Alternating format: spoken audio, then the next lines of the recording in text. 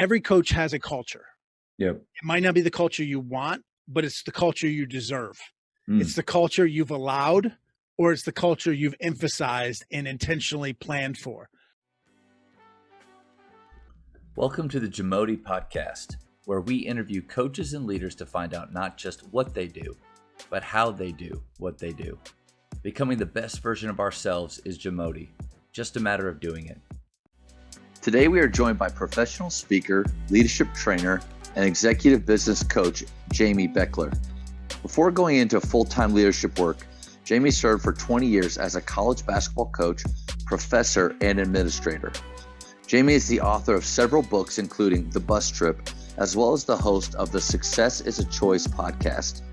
Before we hear from Jamy, take a moment to subscribe to our podcast and follow us on social media at Jamy Podcast. What is your favorite culture building activity? Yeah, great question. And first of all, I will say with the culture building activity, the first activity is not really an activity, but it's deciding that culture is going to be intentional, that you're going to actually do it on purpose. You're going to design a culture that looks like what you want it to be. Most coaches, and I'll come back to the actual activity, but most coaches end up having a culture that wasn't what they planned on. It's not quite where I wanted to end up. That's because we're not serious about culture. Every coach has a culture. Yep. It might not be the culture you want, but it's the culture you deserve. It's the culture you've allowed, or it's the culture you've emphasized and intentionally planned for. A lot of times, so one of the first kind of activities would be figure out what you want. Where do you want to end up 5 years from now, 10 years from now, or what do you want your culture to be? What do you want people to say about your brand, your program? When they think about your kids, what do you want people to think about your kids, or think about your staff, or think about, the name on the front of the jersey? What kind of image does that put in their head? So that's what you've got to figure out. Simon Sinek has a book, talks about the why, know your why. You have to know your why of your program, know what you want your program to be. And then you have to work backwards, then reverse engineer. So the first thing you have to do is decide, I want this culture. I want this healthy, strong culture, whatever that's going to look like. And then the next thing is you work backwards. All right, how can I get there? What would it look like on a day-to-day basis? Yeah. And so those are a couple things that we don't normally think of, but the activity, write it down. We're going to learn, we're going to absorb and be more likely to achieve our goals when we write them down. The same as with culture. What do you want it to look like? And then how do you do it every day to achieve that goal? And so let's say you want your culture to be toughness. Our kids are going to be tough, not just weight room tough, but mentally tough. They're going to be able to handle adversity. They're going to handle challenges. They're going to be able to come through a COVID pandemic, without losing their minds. They're going to be tough mentally. I think most of us are familiar with Tom Izzo at Michigan State. I think most of us would say he has a culture of toughness. No doubt. When we think of Michigan State, we think toughness first. Okay. Well, he has to figure out, how is this going to look every day? And so for him, some of those things is going to be, he's going to recruit the right players. He's not going to recruit a bunch of mental midgets, a bunch of softies, prima donnas, because that's not going to fit into the culture of toughness. So he's going to recruit the right people. He's going to have the right support staff that also believes the same way he does. And then all of his drills, all of the things that he does is probably going to be learning lessons. Yeah. So when Matt has an issue, maybe his grandmother dies. Maybe Matt's struggling in school. Maybe Matt has a tough game. Well, now when I talk with Matt, it's going to be about, hey, you're a tough kid. That's why I recruited you, Matt. I know you can get through this. This is tough, and we are here for you. But here's some of the things, some of the resources we have available for you to help you through this, because you're going to need some X's and O's to get through it. But you already have the qualities because you're a tough kid. And this is how you're going to use your toughness to overcome this adversity, overcome these challenges that you're experiencing right now, whatever those are. And so he's going to provide and equip you with the resources to do that. And then you're going to come through it on the other side because you're tough and because I've just given you resources to help you be better at that. But all that stuff kind of goes into what do you want your culture to be? And then every day you're going to live it out. You're going to encourage people to do things the right way. One of my favorite activities, and this is going to sound absolutely cliche, generic, boring, whatever, but we are going to encourage one another. When we see somebody doing what's right, we're going to be like, that is how we do things. Matt, awesome, Matt. That is how we do things here. And I'm constantly with my verbiage, I'm telling you and reminding everybody else, this is how we do things here in our program. This is how we do things. This is how the team 5 years ago did things when they won a championship. This is how we did things last year when we didn't win as much, but we persevered through and we got through because this is how we do things. And it's about the journey and the process, not about the destination, because we're never at a finish line. You're never at a finish line with being a leader. You're never at a finish line with culture. We're fighting every day for that culture. And so constantly out of my mouth, I'm saying, this is how we do things. This is how we do things, because I want Matt to say it to Joe, and I want Joe to say it to Jalen. I want Jalen to say it to Chris, and on down the line. And that's what's going to come out of my mouth all the time. And we're going to encourage one another to fight for our culture daily. So it's not an actual activity like, hey, let's 15 minutes. This is the drill. This is the game. It's not that, because culture is not about one thing that you do. Yeah. Yep. And that's where, as coaches, all right, we're going against a zone, man. Just give me a zone offense. Give me something to go against this matchup zone. Give me something to go against a triangle and two. Give me the magic, the secret sauce. And there's no magic wand to culture. Yeah. Culture is every single day fighting for your culture. And so your habits every day, your choices every day is going to lead to a healthy culture or not lead to a healthy culture. I think the intentionality that you're talking about that coaches need to have, that's huge, because we're not going to have the culture we want by accident. It's not just going to somehow we're going to stumble upon, oh, wow. Sometimes some players are wired a certain way, especially high school, because, the college coaches do have the ability to pull the guys that they know will fit. But even then, they still have to make those daily choices to keep their culture going. But at the high school level, where you got kids coming from many different places and have many different abilities or in different mindsets, what advice do you have for a high school coach that is fighting for their culture, knows what it is trying to live it out every day, but has these kids that are coming from such different places? Yeah, it's a great question, and it's very common. This is something that happens a lot. An old Chinese proverb says the best time to plant a tree is 20 years ago. The next best time is now. But if we can be like, all right, I'm going to plant a tree. I'm going to plant a tree now, because 20 years from now, I'm going to reap the benefits. I'm going to see the benefits of that. Or the other proverb I like, or the other saying I like is dig your well when you're, before you're thirsty. Yeah. Dig your well before you're thirsty. Fix your roof when it's sunny out. Yeah. In other words, all that kind of stuff to say, we want a culture that's good now. Well, we need to start on it in previous years. So when 5 years ago, when we had our program and we have now alumni, those kids have now gone on to college or whatever, those kids and their parents can be recruiting tools for you, or not recruiting tools, but they can speak well of you. Also, success leaves clues. Hopefully your program is now better than it was previously, but it's better now because of everyone that came before us. If we lay down under a shade tree to get out of the sun, somebody planted that shade tree. Or if we drink from the well, somebody built that well. Somebody did things in the past to make our program what it is now. So you're at a high school. Yep. You're at a high school. We can't recruit players. Let's say, you're at a public school. You can't recruit players, all that kind of stuff. Okay. But your program now can be evidence of what our culture is and what our players are going to be like when they come through our program. They're going to be better young men. They're going to be better young women having been in our program. And I can show you this based upon where our program is now, but what's happened with the kids that have come before you. Now, let's say you're starting out. Let's say you don't have that success leaves clues. You don't have that residue. You don't have that evidence. You know, you've decided, hey, we're not where we need to be, or maybe you've taken over a program. You know, well, how can I make a quick fix? Well, you can't. There's no quick fixes with culture.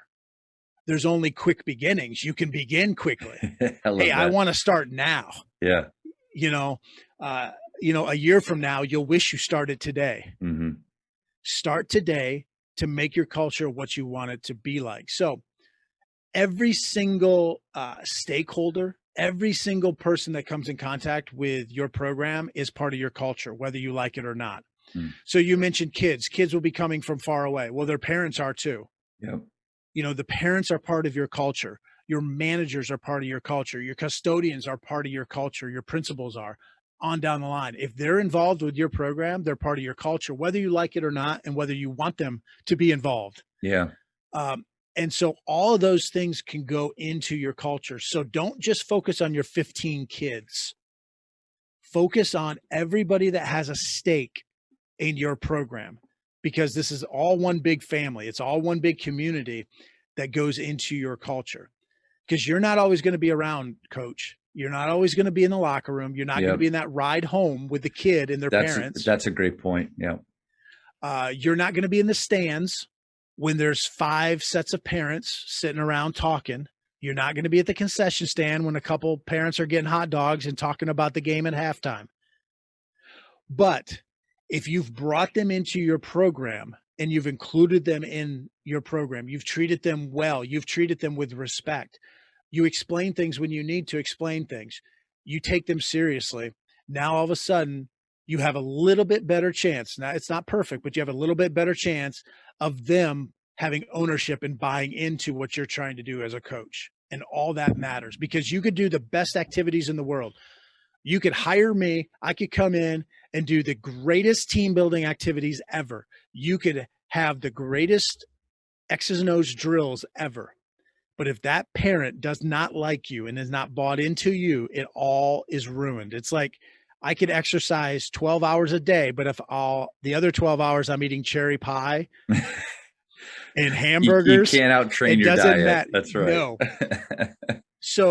So we have to bring all these stakeholders in and be aware of that. And that's difficult. It's not easy. That's why when I talk, people don't always like to listen, because it's not easy. I'm not giving them that 2-3 zone, or I'm not giving them that press break that'll break every press. I'm not the guy who, when I'm having an issue with my wife and we're we're butting heads, which translation means I did something wrong. But when my wife and I aren't getting along, it'd be great if I could just bring home flowers and everything's great. Or I bring home chocolates or a card. More work than that needed. That only is a Band-Aid temporarily. Yeah. We've got to do so much more as a husband and wife, or as a husband, to smooth things over. The same way as a coach, it's easier to put in a new drill. It's not so easy to actually treat people with respect all the time, to dive into their lives, to talk to a parent when we don't want to talk to a parent, or when they're being an idiot. That's tough, because it's just tough dealing with human people. That's redundant, but dealing with people too many times as coaches, especially like as a basketball coach, I would have a problem that really stems from relationships and people, but I would try to solve it with a basketball solution. Jalen and Chris aren't getting, they're not executing the play right. Well, we'll just put in a different play. Well, the problem is Jalen and Chris either don't like each other, they don't trust each other, or maybe they like each other, but they have different agendas. They both want the college scholarship, or maybe they like each other. They have the same agenda, but they don't like me as a coach, or trust me as a coach, or trust someone else on the team. And so too many times we're trying to solve this people issue with a basketball solution, and it doesn't work out that way. I had a big light bulb moment a second ago when you really talked about the bringing in more people, the people that are connected to your players bringing them into your culture. I think most coaches focus on 90% of the time, the 15 guys they have, and making sure that they know the culture and they're in it. So I'm thinking about our here's maybe a drill or activity that we like to do weekly here. It's an IUE conversation. So we have our group sitting around. They have to each speak. One I is, what's one thing I'm doing well? And it's an area of improvement that I see in myself, because a lot of players have a hard time, even though you have the outliers that they never think they do anything wrong. Most players struggle to see the good that they are doing and the improvements. And then you is getting outside of yourself and seeing a teammate for something that they're doing well. And then what as a team, as a group, as a family, how are we improving? Like, that's a great activity that we do. And our players get a ton out of it. Our culture grows. But if the player doesn't go home and articulate exactly what we do in our IUEs, that's not affecting their parents or bringing them on board in any way. So what is something, do you think, that besides just, maybe getting on a Zoom with parents or bringing them in, how do we bring them into our culture more? Yeah, the Zoom thing is a great thing, and I would not call it a Zoom thing. I don't have a great catchy thing for parents necessarily. I need to start brainstorming about it. But that reminds me too, and I'll come back to your question here in a minute. But try not to talk to your players anymore in terms of, we're going to have a Zoom meeting. Now, you will use Zoom, and here is the Zoom link, but everything should have like a catchy phrase, like almost put lipstick on a pig. Okay. It's still a pig, but it looks slightly better because it has lipstick on it. Okay. Try to, maybe you have, Chalk Talk Thursday. Okay. Or we're going to have a motivational Monday. It's still a Zoom call. It's a Zoom call on Monday. Whatever you're going to do, call it something different. So that was that's an aside. I love that. But try to get away. Don't call it a Zoom meeting. We're going to have motivational Monday, and here's your Zoom link.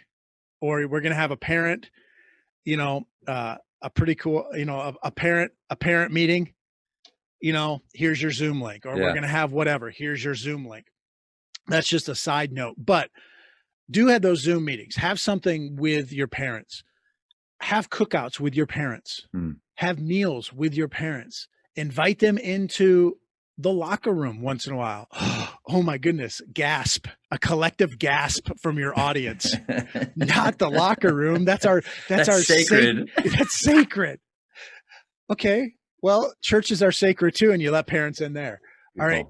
Don't take things that we do so seriously, because here's the thing, especially high school, but it's even come into the college game too. Parents are having more of an influence on the college game than ever before, but especially at the high school level. You said it yourself. You might have these IUE type things, but it doesn't translate and get home to the parents. The same way everything you talk about with your kids at practice and in meetings at school doesn't get home. Yeah. I mean, how many permission slips never get home to your kids? And that's a tangible physical thing that's in their hand. Well, now you put a thought in their head after you've just done 5 line drills at the end of practice. Yeah. Or you've yelled at them because you had a terrible practice, and now you tell them, hey, remember to tell your parents this. Or you tell them something that should get home to their parents, or a philosophy type thing. They're not going to remember that stuff. Bring those parents in. Now, I was a coach, and I coached at the college level, and I could get away with this a little bit, but it didn't help our culture. I was the kind of coach early on in my career that said, I'm going to talk to you as a player. It's your responsibility to tell your parents what I say. I'm not going to talk to your parents about playing time. I'm not going to talk to them about your role on the team. I'm going to talk to you about that. You can then talk to your parents. The problem with this invariably is that it creates a void. Yeah. There's a void of communication. And almost anytime you avoid something, it creates a void. So I would avoid talking with them about playing time. And right now, there's a collective gasp of your audience. I don't want to talk to these parents about playing time because they're idiots. They don't understand. They're not going to see things the way I see things. 100% right. And that's why you need to talk to them about it. Help them. Because they aren't going to see it. They see their tree and not the whole forest. If you avoid talking to them about it for whatever reason, there then creates a void. You avoid, it creates a void. And 99.9% of the time, that void will be filled with stuff that you don't want it to be filled with. They are not going to give you the benefit of the doubt. Yeah. And so you either need to communicate with them about stuff, or you need to build up such emotional deposits so much in this emotional bank account that they do give you the benefit of the doubt at least one time. But most of us don't do that. We don't share information with them. We don't bring them into our inner circle because it's our circle. Yeah. And then they don't take ownership in decisions. They don't take ownership. They're not invested in the team, and they don't give you the benefit of the doubt. We don't develop connections. If you're going to have tough conversations with people, then you need to have strong bonds, because otherwise those tough conversations will not go anywhere. You have to have a strong bond if you're going to have a tough conversation. And that's why coaches like Greg Popovich have been so good over the years, or even a Steve Kerr, or, going back, Phil Jackson with the Bulls and Chuck Daly with the Detroit Pistons, or a lot of the great coaches. They have good, strong bonds, strong connections with their players, and sometimes with the parents, and they're able to talk to those people. Obviously, pro coaches aren't talking to the parents very often. Yeah. Though it's getting more and more, once the Ball family came into the NBA. That's right. That brought parents into the NBA. That's true. What do you think about this idea of, so my son is getting more and more into select ball now, and I've coached select ball over the years. He's going to be a freshman. He's finishing up his 8th grade year right now. And I take him to practice, and I sit there at these practices, and I've noticed over the years, it seems like, the parents and players even there's more of a bond or investment in those select teams. They almost talk about it in a fond sense, or like they're really connected. But so I started to think, okay, I'm sitting there at practice. One, I get to sit with a lot of the parents more. It's not a game, so I'm not just so on edge, I'm just really chill. But then 2, I'm getting to listen to this coach say everything that he's saying, good or bad, but I'm more in the know of the why behind we're doing this and what we're doing that, if I'm paying attention. What are your thoughts about, as a high school coach, and here's that you said that a gasp a few times, opening up practice to allow parents to come in and see, not just, hey, my son's not doing well. Well, you know what? He says you're yelling at him. Come into practice. Not just that, but just having more of an open policy, encouraging them, inviting them in. What are your thoughts on that? I love all of those ideas. I love any of that you can do, provided you've actually given thought to it. Yeah. So give thought to how it's going to look. Don't just open the floodgates. Don't just willy-nilly be like, oh, I just listened to this great podcast and they had this speaker on and he said, open up practice. So we're going to do that. Well, think about how it might look for your team. Think about, are you going to give them a practice plan? Are you going to talk to them when they come into the gym? Are you going to talk to them before they leave the gym? Are you going to have almost a halftime or a timeout? Yeah. Are you going to go over, what are you going to do with them during practice? Are don't you going to just waste don't waste their night. Like, why did I even come to this? I mean, and don't just do it without thought. Yeah. Because it can backfire, because if you really are a jerk as a coach, that's going to backfire even worse. So think about exactly how you want to do it. Have your staff talk to you about it, brainstorm it, go with some pros and cons, because this is a scary thing. It can backfire the same way it can be positive, but I see mostly positive if Right. you're a wise coach and you use it correctly. You mentioned the select teams or AAU teams or those kind of themes. Most of the time, not always, but most of the time, parents are paying money. Yep. If not a fee, they're paying hotel, they're paying food. That's an expensive summer for them. If nothing else, travel, but they're invested. Yep. As a high school coach, you have to find a way to get your parents invested. You don't typically quit mentally or physically on something that you're invested in. The more you're invested in it, the longer it'll take you to quit. The more sweat you've had, the sweat equity you have in something, the more you'll have to bleed. I think there's even some quote, probably General Patton said something like that. But the more sweat you have, the longer you'll have to bleed before you quit, essentially. Yeah. So as a high school coach, can you get parents invested in the process? Can you have committees? can you get different parents doing different things? And I know most of us will try to do like some kind of a parent group, or, hey, can you guys bring drinks to the game, or something like that, but try to get every parent involved.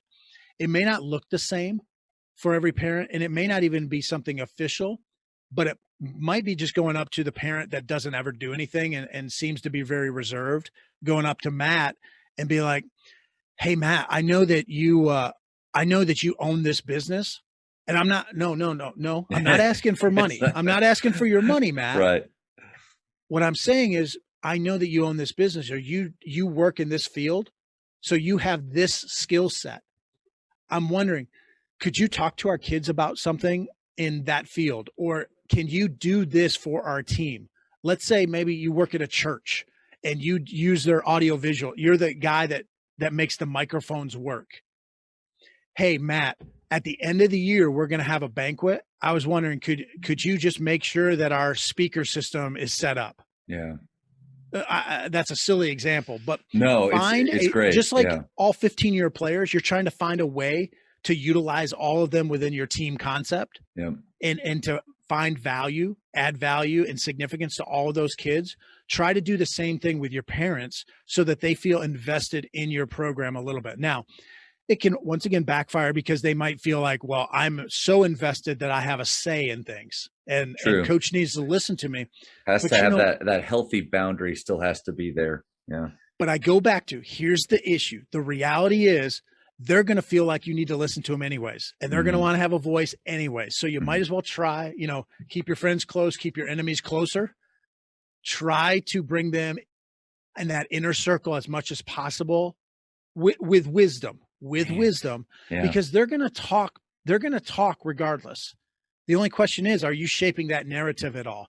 Are you helping to put things in their mind that's positive, or are they just going to have this big vacuum in their mind where they just, anything comes into that and they just talk bad about you? You're trying to build up some trust there. You're trying to have them give you a little bit of the benefit of the doubt.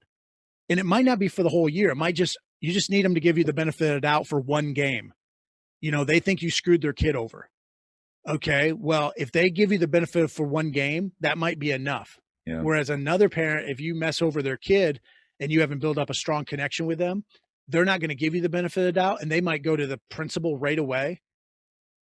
They might go to the board right away. They might go to 5 other parents right away, and you could have a mutiny on your hand just because you didn't invite them to the barbecue, or just because you didn't bring them into that culture that you have. So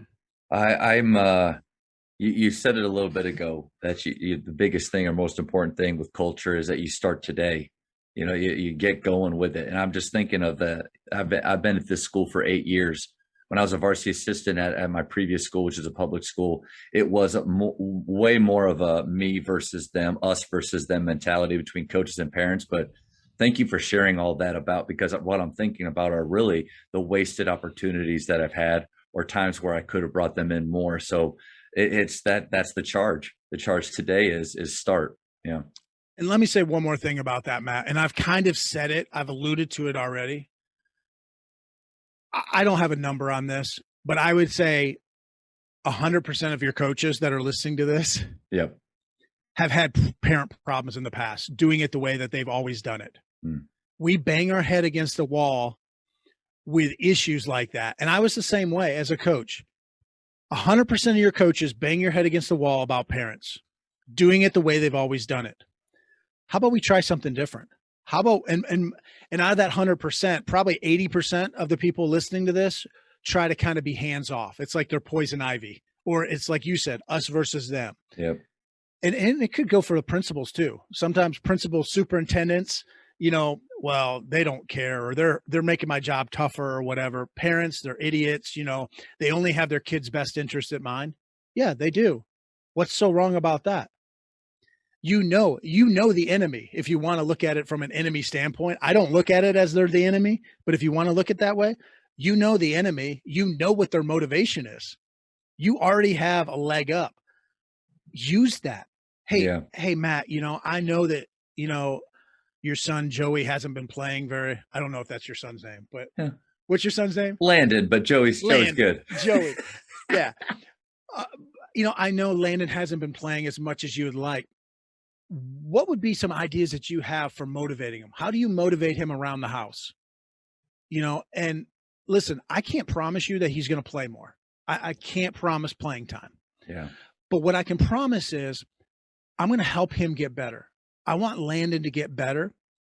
And I think you want that too, don't you? Don't you want Landon to get better? Right. Well, yes, they're going to shake their head. Yes. Do I have your permission to help him get better? Well, yeah, of course, coach. That's your job. You need to help him get better. Okay. Well, this is my plan. I want him to do this, this, and this, and we're going to work with him after practice or before practice. This is my plan for him. Does that sound like it's a good idea? Yeah, that's great. Okay, well, we're going to try to help him get better. Once again, cannot promise playing time, but I can promise that he's probably going to get a little bit better. And when he gets better, the team is going to get better. And we're also going to be on the lookout for ways to utilize him. And you might even ask more questions about, well, what do you think, what would be some of his strengths? What are some of the weaknesses? What are some of the things he needs to work on? And he's probably going to say, if you kind of talk to him from a respectful standpoint as a dad, but what you're doing is you're jumping in there, you're bringing him into the process, but you're also doing what you should do as a coach. You're promising that you're going to help kids or provide kids with an opportunity to get better. Now, obviously, we all have had kids that aren't motivated. They're not self-motivated. Maybe they can't, they couldn't play dead in a Western movie. We have all had these kids that are only playing the sport because their friends playing the sport, but they can still get better. Yep. It's not that we take them from a 1 to a 10. It might just be we take them from a 1 to a 2 and then a 2 to a 3. So they go from bad to not as bad. And you might be able to unlock something in them too, that the love of the game can grow. It's not just something that is natural. Well, Tom Brady, as a freshman, he played on an 0-8 freshman team, and he was the backup quarterback.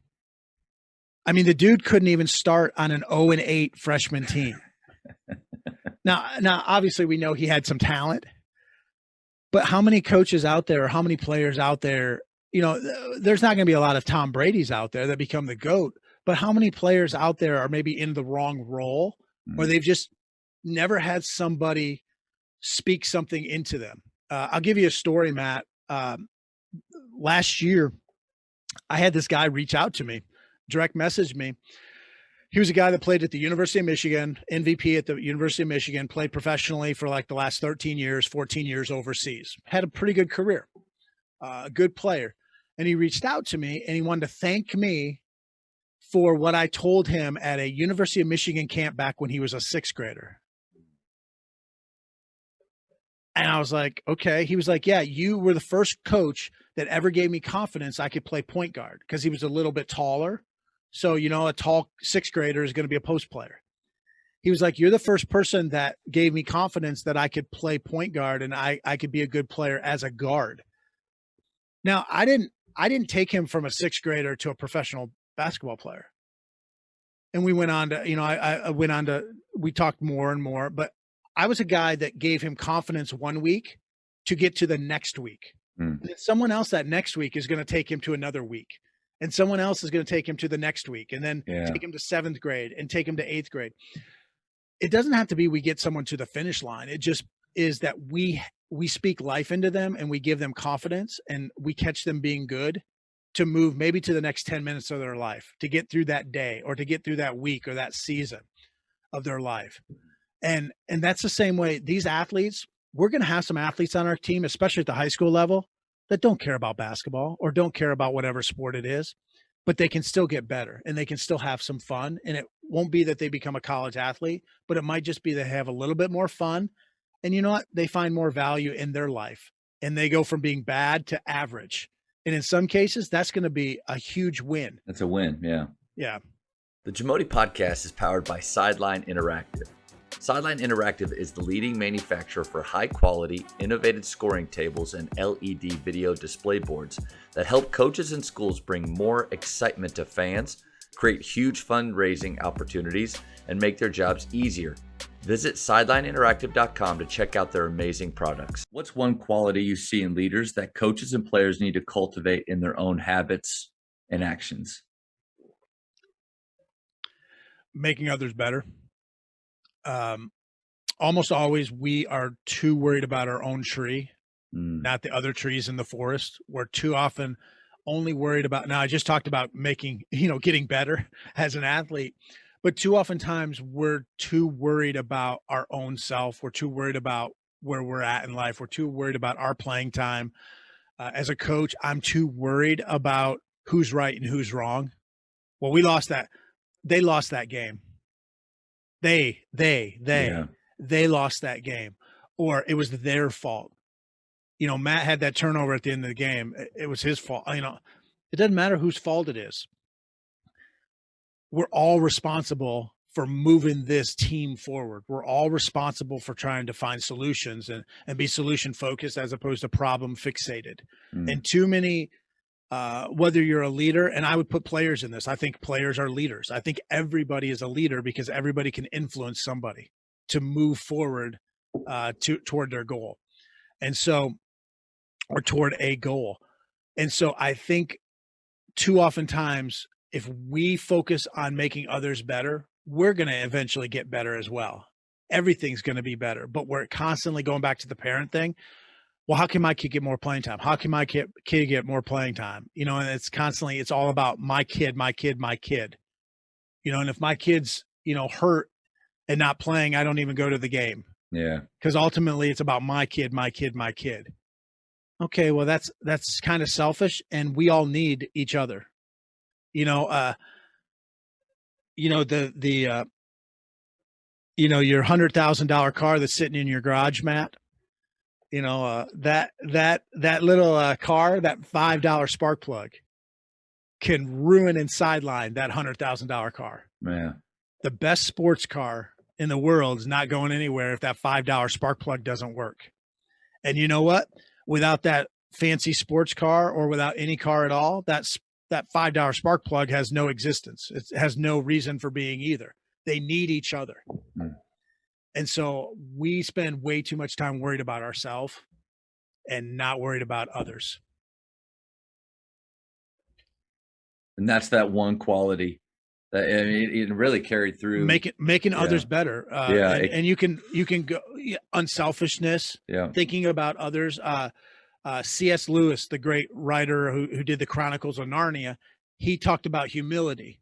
Yeah. Humility is not thinking less of yourself.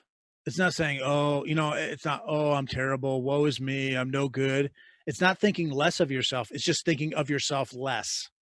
I'm not going to think of myself all the time. I'm going to think of others. I'm going to go out and pick up trash in the community.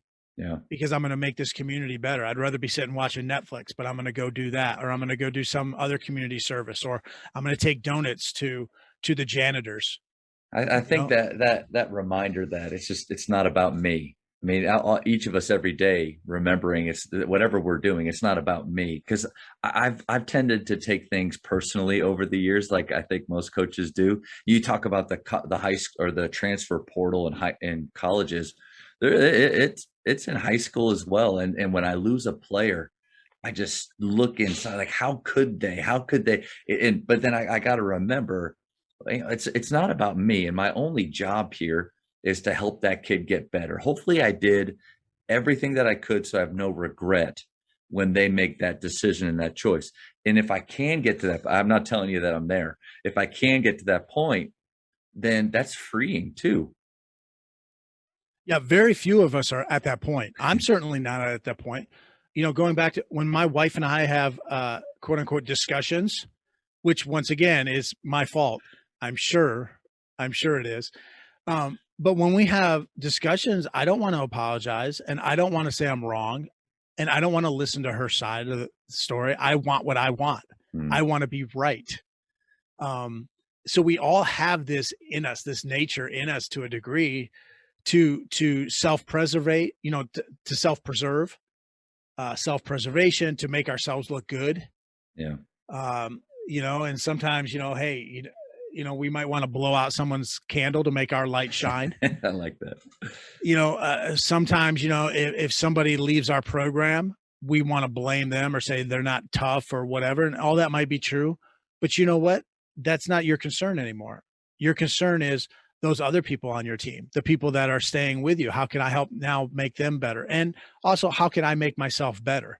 Not, and there's a line. I said, don't worry about yourself so much, but you've got to make yourself better and develop and grow and improve and be coachable so you can make others better. You can't make others better if you stink. If you're a jerk, you're not going to be spreading a whole lot of love. If you have a lot of hate in your heart, yeah. If you're really, really selfish, then you're not going to be spreading a lot of love and joy out there in the world. So you do have to improve yourself and grow in order to make others better. Coaches, the Jamy podcast is powered by Biology. What's your BSA score? The Biology Skill Assessment is the only verified skills metric endorsed by the NIA and NJCAA to discover and develop the best talent for your team. This 10-minute, 100-shot test can be taken for free today on the Biology mobile app. Elevate your game. You coached for a long time. You said 20 years in college, and then you were an AD for a little bit. So you've just been around so many teams. So maybe this question is for when you were a coach, but then also maybe, what would you choose now? So what would the non-negotiables be in your program or the standards? Yeah, great question. It's being positive. That's a non-negotiable. We're going to find ways to find solutions. We're going to find reasons to win. We're not going to have excuses. So I said positivity. It could be excuses are not acceptable in our program. Excuses never get you closer to your goals. Excuses never turn out good for you. I mean, they might turn out good in terms of you avoid some responsibility in the short term, but it doesn't get you any closer to achieving what you ultimately want to achieve. And when we're dealing with a team, and all of us listening to this, your whole audience is involved with a team somehow. There's not any long rangers out there. Right. And so excuses makes it so that more people have to shoulder more of the work because you're shirking your responsibility. When we shy away from responsibility, there's this then the team suffers because there's this collective responsibility.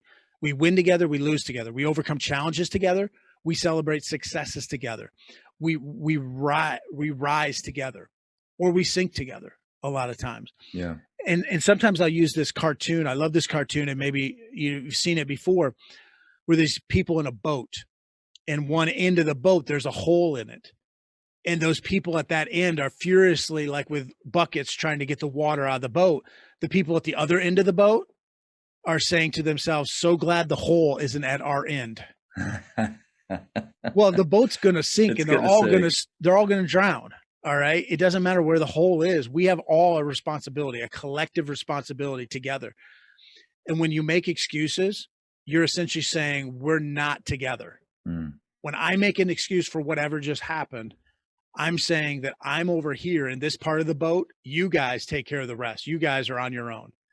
And that's not acceptable if you want to have a strong, healthy culture. So being positive, and I'm not talking we're all coaches. So I'm not talking, those games we've been in where we're down 20 and the cheerleaders are at the end of the field or the gym, cheering, hey, we're number one, we're going to win. It's like, with 2 minutes to go in the game and you're down 20, it's like, no, you're not going to win. And you're not number one right now. Yeah. You're going to lose. But I'm not talking the pom positivity. Yep. Where it's fake. I'm talking about the positivity of, hey, Matt, you can do this because I saw you do it. Remember Tuesday in practice when we had this situation, or because you had fought through adversity, or last year we were in this situation, or last week. You're giving people a reason why they can find success. So you're being positive in terms of we're going to focus on the solution, not be fixated on the problem. And you know what? We might be down 20 with a minute to go. Well, we're not going to win. So the positivity is not that we're going to win the game on the scoreboard. The positivity is that we're going to win in that the last minute, we're going to have a positive attitude and we're going to do everything we can to get better for the next game because we have practice tomorrow and we have another game still. and we want to constantly get better. So, I've seen these coaches before. These coaches get mad at their team, and so they sit down the last 4 minutes of the game because the game is over. Unless that's your last game as a coach, it's not over. That game might be over in terms of the result. But you keep fighting and you keep mirroring to them kind of what you want them to do. And there's 15 guys on your team maybe, or gals on your team. Yeah. You got 4 minutes to coach them up in a game situation. Yeah. Talk to them on the bench. Send the message that, hey, we're going to continue to do what we're supposed to do regardless of the outcome. It's a journey and a process to getting better each and every day. That positivity piece to me, it really shows off your mental toughness too, because one, it's way easier to be negative than it is to be positive. And when you make that choice, you have to stick to that, or else it will come across as fake or insincere. That consistency, the guy that comes to my mind is Coach Scott Drew, because when I was a senior at Baylor, it was his first year, and we had 6 scholarship players after a very trying summer just went by.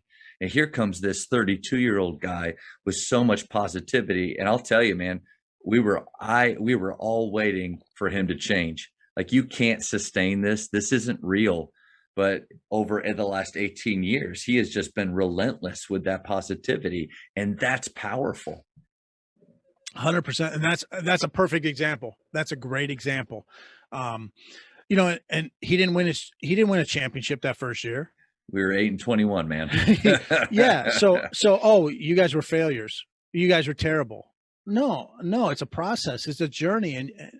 And what you start, like we said earlier, start quickly. He started quickly. And then you continue to sustain it quickly. You sustain it quickly. You continue to stay at a level, and then you improve quickly. You improve your mindset. I love the example, Baylor, Scott Drew. You guys went through a ton of adversity, a terrible situation, and it's easy to be negative. It's easy to find excuses. It's easy to, fill in the blank. Just to look towards the future and say, hey, just get through this time. And then at some point things will get back to normal. But that back to normal pushes farther and farther and farther away. One thing he said is that the standard, in one year we raised expectations. Like that's the thing, is when you start now, they started as soon as they hit the ground with us in building the culture they wanted. And so this talk that you or these qualities and culture building that you've been giving, I'm seeing it, or I'm thinking back to how they really did it right all those years ago. Yeah. But Matt, we go back to something you said earlier. It's not easy. It's not, we've both been to lots of basketball clinics and seen lots of good drills and lots of good plays. And some of those will work. They're all designed to work, but they're also quick fixes to a degree that if you have the right people, this might help. But if you have the wrong people in the wrong spots, this play is not going to work. This drill is not going to work. We were talking about Calvin Sampson earlier, and I went to a Nike clinic. Went to a Nike clinic in the early 2000s in Dallas. And Calvin Sampson was coaching at Oklahoma at the time, and he had this great drill. I love this drill. And I took it back and used it with my team. And after the first practice we used it with our team, one of my assistants was like, "Coach, that's awesome drill. I love that drill. But my question is, it's all about elbow jumpers. But you don't allow the kids to shoot any elbow jumpers. We're all 3-point shoot. We're just a 3-point shooting team. So it was a great drill, but how did that help the team?" Yep, good point. Yeah, thanks for pointing that out. But drills, sometimes we'll throw a drill in, or sometimes we'll throw a play in, but that's just that's almost covering up a symptom, or that's just trying to solve a symptom issue. But the real illness is we don't have a good culture. Or as a leader, I'm negative all the time. And so that facilitates a culture or an environment where our kids don't then encourage one another, because they're never seeing me encourage. I'm not catching them being good. I'm not encouraging. I'm not pointing out when they're doing well. We're not celebrating successes. Yeah. This past year, okay, Gonzaga in the Gonzaga in the was it the Final Four when they played UCLA, went into overtime. Yep, 2 days before. They beat UCLA in overtime. What people remember is Jalen Suggs hitting that amazing shot. What people don't remember is that Drew Timme stepped in with 1 second to go in regulation in a tie score. Drew Timme has 4 fouls. Also, people don't realize Drew Timme was their leading scorer. Yeah. Not the 2 dudes that are about to be lottery picks in the NBA. Drew Timme was their leading scorer. He has 4 fouls. He steps in with 1 second to go in regulation in a tie score. He gets outside the restricted zone, and they call a charge.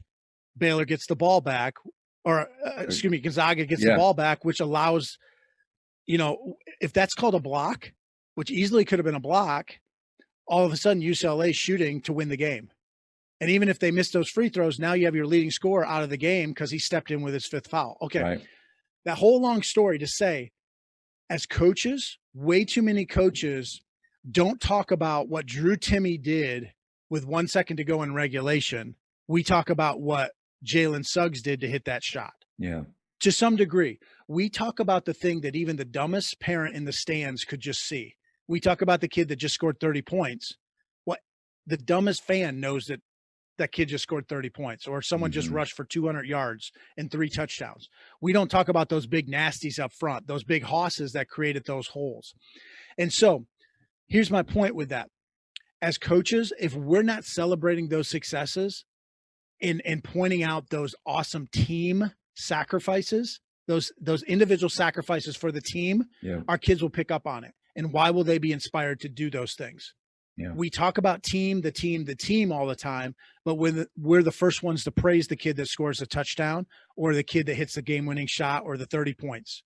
We don't praise those other things. We don't praise the great defensive play with 10 seconds to go that gets us the ball back so we can hit that game-winning shot. We don't praise the kid that passes to the wing and then cuts down the lane so hard that the defense bites on them.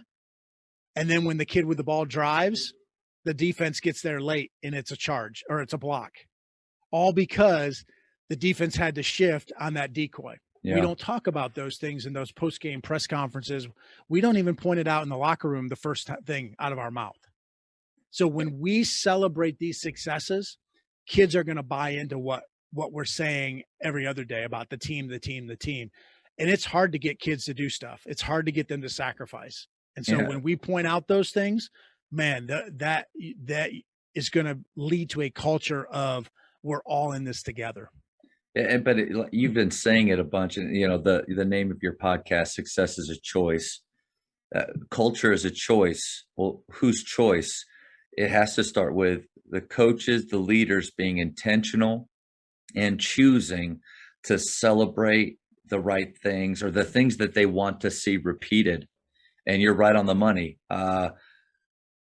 Who's my not favorite player, but who's the player I spend the most time with or give the most attention? Probably the leading scorer quite a bit, or the dudes that are doing those big things.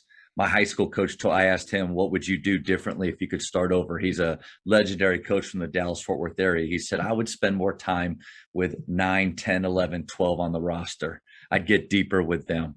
And so if culture is something that we truly want to grow, then we just have to be ultra aware and intentional for the things that we're celebrating and what we're saying every day. 100%. And I'm not saying, and you're not saying either, ignore your leading scorer. No, don't do that. But you have to make that leading scorer understand also that he needs all those other players, just like that little $5 spark plug in that $100,000 car.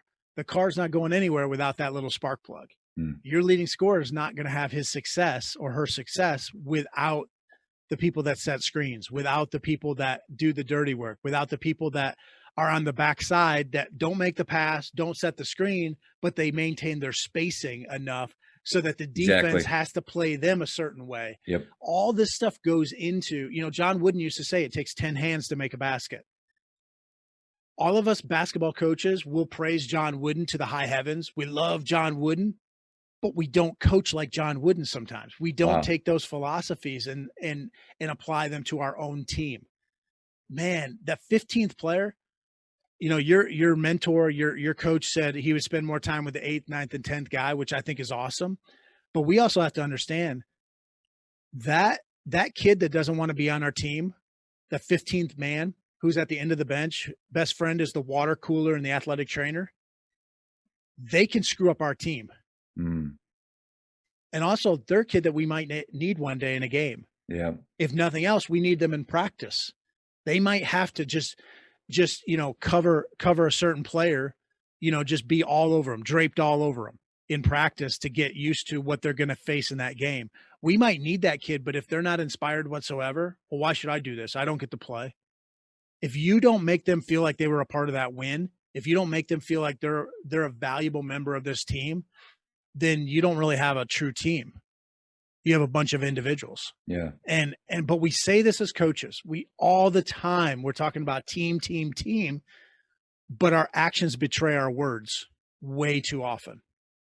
And it doesn't take a whole lot more energy to catch somebody being good. I mean, now sometimes I love that.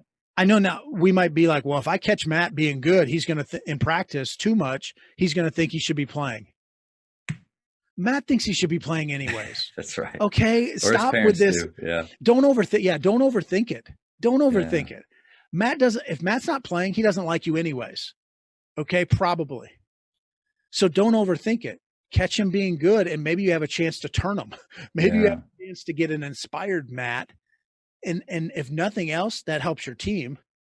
But at the bigger level, it helps Matt. It makes Matt a better person. Maybe once again, it gets Matt from one day to the next. Maybe Matt's depressed. Maybe Matt's really stressed out. Maybe Matt's in a gang. Not all your listeners are going to have those issues, but some of your listeners may have criminal type issues, problem kids. Well, just breathing life into them, catching them being good, inspiring them a little bit to be a little bit better version of themselves might actually help out your community and your society. If nothing, nothing to speak to your team, your team will be better too. That's a huge shift. All these levels. Yeah. That's a huge shift in I think what naturally our thought process is I need to catch the mistakes. I need to catch, and you're actually saying I need to catch them being bad. I need to catch them in that. But what a huge shift in your own heart and in your own mind if you're focused on catching them being good. I love that term. But the coaches listening to that, any coach has to figure out, it goes back to what we said at the start. What do you want your program to look like? I don't think most of us, our goal is, well, I want to win the game on November 13th. Like, that's not your ultimate, what do I want my program to be about? To win this game on November 13th. Okay, we want to have a good program, but our day-to-day actions say the only thing that's important is winning on November 13th. I'm just picking that date as a generic, random. And so we are very short-sighted in everything that too many things that we do as a coach. We're very short-sighted. And so that comes into what you just said. When we're watching film, we're not always thinking about, we want our players to get better in general, or we want our players to be inspired. We want our team to be better. What we're thinking about is, how can I correct Matt's mistakes so that we can win the next game on November 13th? So we can win the next game. Yeah, we want to win this next game, but it's a journey and a process. We want to be better in the long run. Yeah. All the research out there says negative consequences, negative punishment can have short-term effect, but they rarely have long-term lasting effect, positive. And yet all the positive outcomes, are based on rewards. And yet as coaches, we're constantly, motivating with the stick and not the carrot, because we're trying to win the next game as opposed to win the season. Not be a winning team in the season, but to win the season. Yeah. We need to be more worried about the winners that we're producing as opposed to the wins that we're accumulating. We need to be more concerned about the long-term approach and sustainability And yes, we've got to correct things, but the corrections have to come in a way that's going to inspire somebody to actually want to make those corrections. I've been there too. Film session, man. Well, you not doing this, you not doing this, and you not doing that is why we lost. Well, that might have been why that play didn't work right then. Yeah. But also the other thing is, it might actually be because they just weren't inspired and they didn't really give a rip. Yeah. They really didn't care because they weren't inspired players. So they weren't quite urgent, and it wasn't important enough for them to do what was right. They don't like coming to practice. Maybe they're bored. They're not engaged. Maybe I'm not teaching it as well as I think I'm teaching it. Yes. So I'm not saying don't correct, but I think we have analyze, to change. analyze, yeah. Analyze and shift our focus of how we're correcting. Are we correcting just so that they don't make this mistake in the next game? Or are we correcting to help them be a better player and to inspire them more? I mean, most of our players do not want to watch film. First of all, they don't want to watch film, period, because it's just not the highlights of themselves. Yes, it's not ESPN. Yeah, it's but secondly, why do I want to come to films? The only people that want to watch film, that want to go to film session, is like number 10 through 15 player on your team who didn't play much because there's not going to be anything bad. And this is their time to rest. This is when they're not running line drills. Yeah. They're cool. I mean, this is air conditioning. We're in this office or this locker room. This is cool. This is fine. I'm cool with this. Coach isn't going to yell at me. It's true. What kind of culture is that? Yeah. But I've been there as a coach. I did that. Yeah. I did that because that's what you're supposed to do as a coach, we think. But catch them being good, inspire your athletes, and you're going to have more of a sustainable outcome that's positive. Coaches, the one thing that every team needs is confident shooters. The last 8 years at Grapevine Faith, our teams have averaged 354 made threes each season. I love getting to share with coaches how our shooters train and, more importantly, how they think. If you would like to enhance your shooting culture at your school, contact me directly at jamodipodcast@gmail.com. What's one thing you would do differently if you could start over in coaching today? Yeah, if I could start over, without a doubt, I would have put the people first. And I know that sounds cliche. And when I started off, I wanted people to be better. Like I saw it as this was a way that I could give back to players like my coaches gave back to me. But that doesn't mean that I did things right. So my motives were right. Like I had a heart for my players. And it's that saying of people don't care how much you know until they know how much you care. We throw that saying around a lot, and I believed it. Here's the problem with that. Not the problem with the saying, but the problem with the way I would think about that. The way I went about coaching, especially my first head coaching job. I'm 27 years old, one of the youngest NCAA head coaches in America. 27, I'm a head coach for the first time. Here's the way, in my mind, that saying worked out. People don't care how much you know until you care. Because I cared a lot about my players. They just didn't know it. I didn't demonstrate it. They have to know that you care. And too often times we love our players. We care about our players. They don't know it. And we don't tell them enough, but we don't show them enough. And early on, it would have been more about the people and less about me and me trying to prove that I should be a head coach at 27, that the administration made a good hire, that I'm this up and coming, star. It's not about me. It's not about my resume. It's not about me being right. It's about us being right as a program. And so I didn't put the people first. I put kind of my agenda. This is my offense. This is my defense. These are my drills, my playbook, my team. It's not me, my, mine, I. It's us, our, right. We, us, ours, that kind of stuff. And as a young coach, it wasn't about the people. It was about me. You said too, though, show them how much you care, but there's the way that you showed them too. Like you kind of mentioned it, because I think I could see younger coaches, I kind of, my first coach I played for was Dave Bliss, who was a Bobby Knight disciple. So that's what I was kind of used to. And so the way that he showed us he cared, hammer down. I am going to make you run. You are going to care so much because I care. But then it was like, because I care about you, you're going to run and puke. Okay. We got to make sure that the way that we show them we care is balanced. And it's way more than just, it's like what Coach Drew just said. I was talking with him. He said, everybody thinks it's about the jump shot. Well, it's not about the jump shot. It's about the development of the total person. Like, that's it. Yeah. And do you have empathy? Do you, Yeah. I know that word gets thrown around a lot. And it's hard to do. It's hard to have empathy, but do you understand where people are coming from? You know, do you understand what all 15 of your young ladies or young men are feeling? Well, probably not, because you haven't taken the time to invest, because you've spent all your time planning this 2-hour practice. Yeah. But if you don't have 15 people inspired and engaged and excited to be there, you know, what good is this great practice plan? And that's what I was, man. My practice plan was to the minute. Like, I had learned from some great coaches. Okay. Very organized. Like, our practices were very good. Like, you get me in a clinic setting, man, this is great. Except my players didn't care. Yeah. They didn't care about the practice plan. They didn't care about getting from one drill to the next. The only reason they would get to one drill to the next was because they were scared they'd have to run again. You know, but I tell them I care about them, but I wasn't showing them because I wasn't listening to them. Yeah. Or if I listened to them, the only reason I was listening was just to wait till they got done talking. So then I could tell them the way they, yeah. Come on, Matt, finish up. Cause I got to go. I'm going to tell you why you're wrong. I'm going to tell you because I'm 27 and I'm a head coach. That's right. I'm obviously the man. You know, that's stupid. And I was a little too arrogant.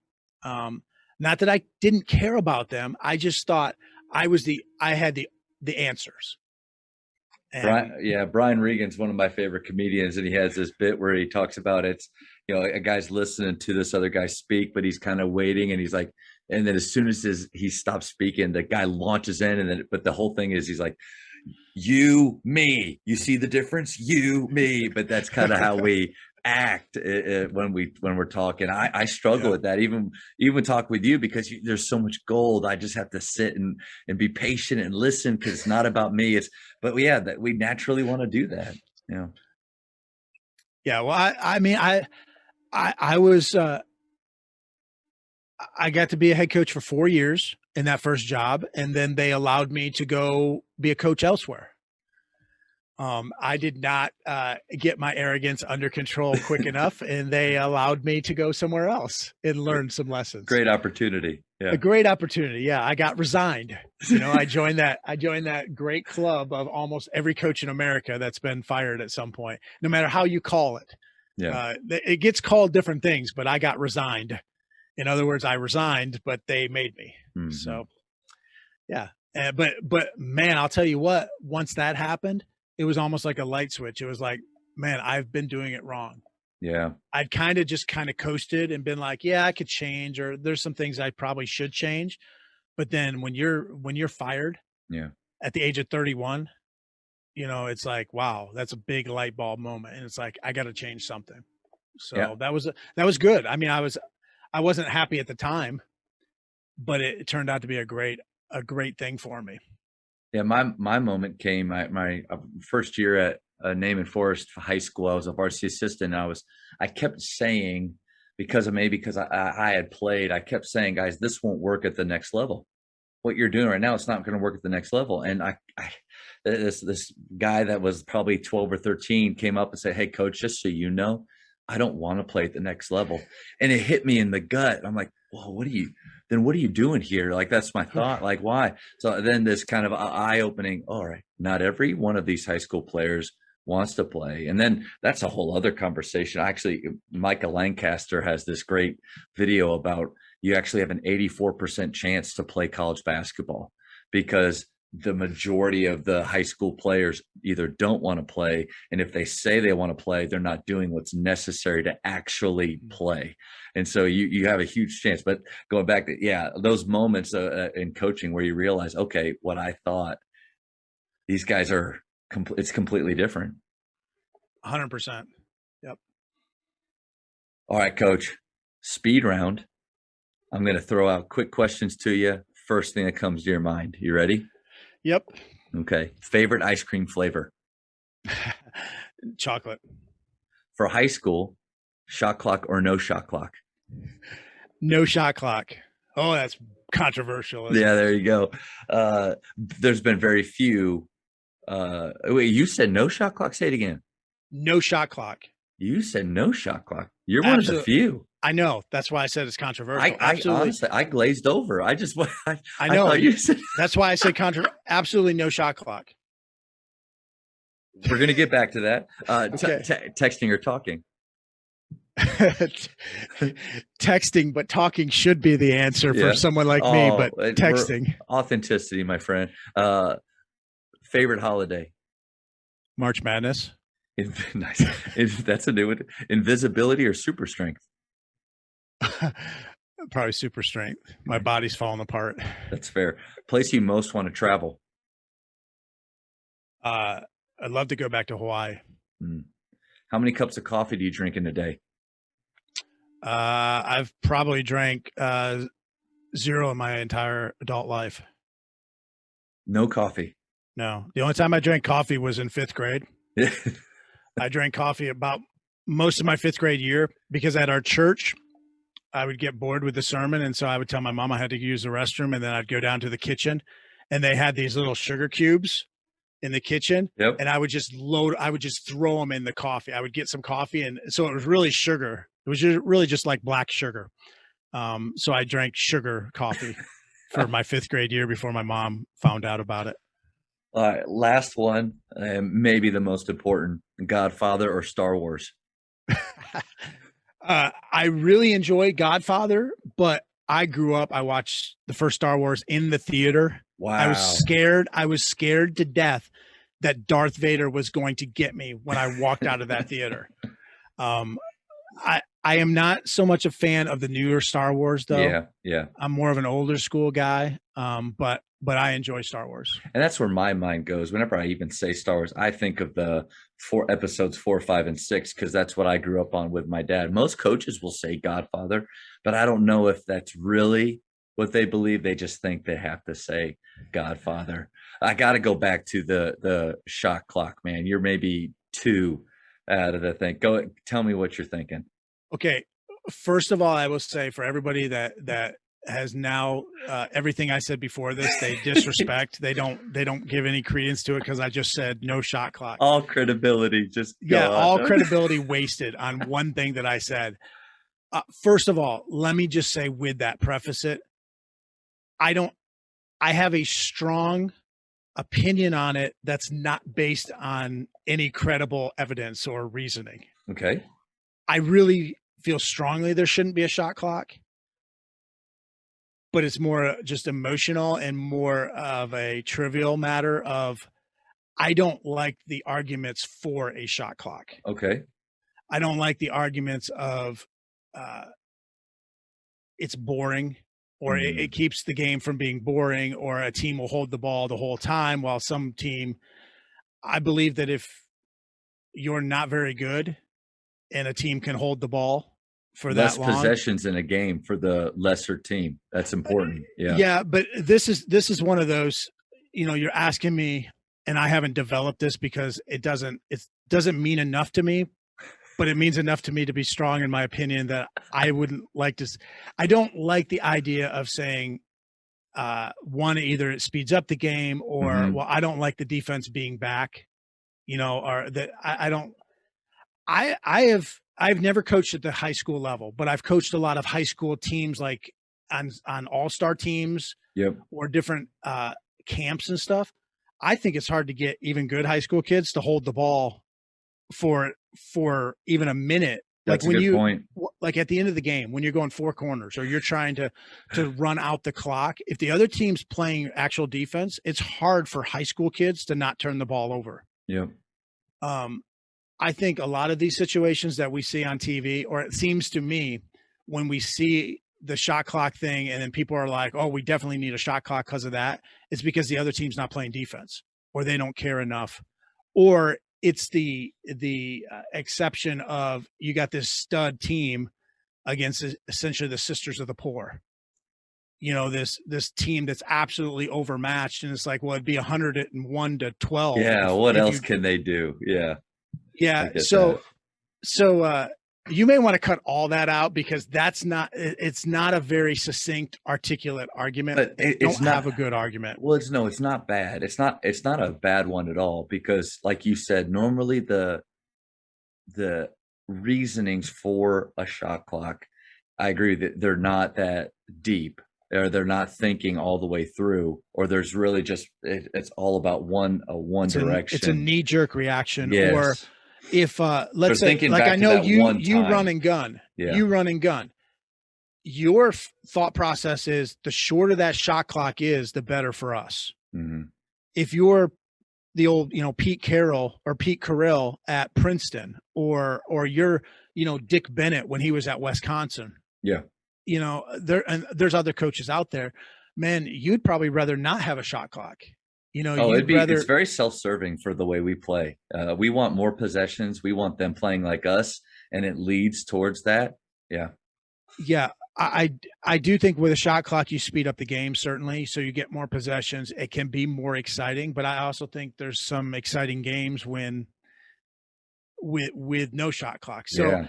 I don't have a great, I hate that, because I try to be very logical. I'm not very emotional about stuff most of the time. Yeah. I'm trying to be very reasoned and logical. But see, that was a reasoned answer, but it is a very, it's a very emotional response for most people. So I appreciate the direction you went with it.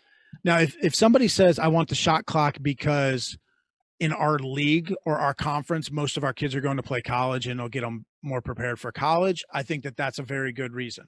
Yep. I also I think it's hard at the high school level to get people to get good help. And man, if you've ever been at a small college basketball game, that shot clock, there's 7 to 10 times a game where that shot clock gets screwed up. Yeah. Now maybe not at the Division I games. Right. But it's hard to get someone to do a good shot clock. Well, Coach, this was incredible. And I love getting to listen to you and learn from you. And I really appreciate your time. Well, I appreciate it, Matt. Thanks for having me on. Keep up the good work. Oh, thanks. Thank you for checking out today's episode. Please take a moment to subscribe to this podcast, share it with your fellow coaches, and find us on social media for what's coming up next on the Jamy podcast. It's just a matter of doing it.